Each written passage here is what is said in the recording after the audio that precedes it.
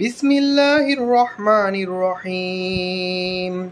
কুল হুয়াল্লাযী আনশাআকুম ওয়া জাআলা লাকুমুস সামআ ওয়াল আবসারা ওয়াল আফইদা কলিলাম মা তাশকুরুন।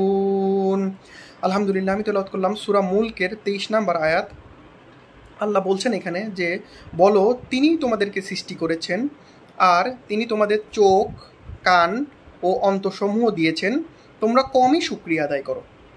তো আল্লাহ এখানে একটা ইম্পর্টেন্ট একটা বিষয় বলছেন যে শুকরিয়া আদায়, আমরা কম শুকরিয়া আদায় করি। তো রাসূলুল্লাহ সাল্লাল্লাহু আলাইহি ওয়াসাল্লাম একটা হাদিসে বলেছেন যে সবসময় তোমাদের থেকে যে নিচু তাদেরকে দেখো, তাদের কথা চিন্তা করো, তোমাদের থেকে যে উঁচুতে আছে তাদের কথা চিন্তা করো না। তাহলে যদি তুমি তাদের কথা চিন্তা করো যারা তোমাদের উঁচুতে আছে, তাহলে তোমাদের অন্তর থেকে আল্লাহর প্রতি কৃতজ্ঞতা চলে যাবে।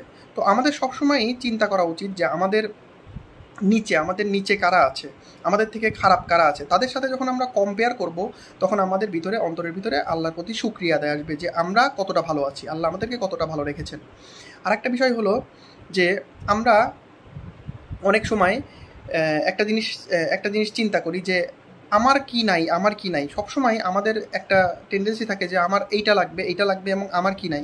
বাট আমরা কখনো চিন্তা করি না যে আল্লাহ আমাদেরকে না চাইতেই কত কিছু দিয়েছেন।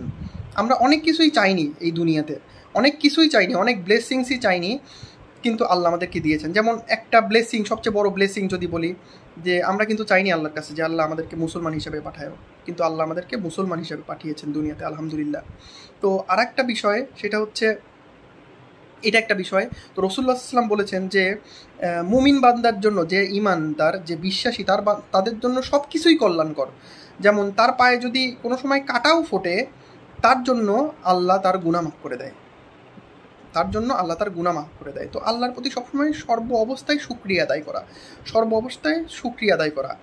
আর আরেকটা বিষয়ে এক বুজুর্গ বলেন যে আমি যদি আল্লাহর কাছে একটা জিনিস চাই এবং সেটা যদি পাই, তাহলে আমি একবার খুশি হই। আর আমি যদি চেয়ে আল্লাহর কাছে না পাই, তাহলে আমি 10 বার খুশি হই। কারণ প্রথমটা ছিল আমার চয়েস আর দ্বিতীয়টা হচ্ছে আল্লাহর। তো আল্লাহর চয়েস অবশ্যই আমার থেকে বেটার হবে। তো খুবই গুরুত্বপূর্ণ একটা কথা। এই জন্য আল্লাহর প্রতি সর্ব অবস্থায় শুকরিয়া আদায় করার চেষ্টা করি, সর্ব অবস্থায় চিন্তা করি যে আল্লাহ আমাদেরকে না চাইতেই কত ব্লেসিংস দিছে, এবং আমাদের সবসময় আমাদের ব্লেসিংসগুলো কাউন্ট করা উচিত যে আল্লাহ আমাদেরকে কী ব্লেসিংস দিয়েছেন। আল্লাহ আমাদেরকে এই কথাগুলো বোঝার তৌফিক দান করুক। আল্লাহর প্রতি সর্ব অবস্থায় কৃতজ্ঞতা প্রকাশ করার তৌফিক দান করুক। আমিন।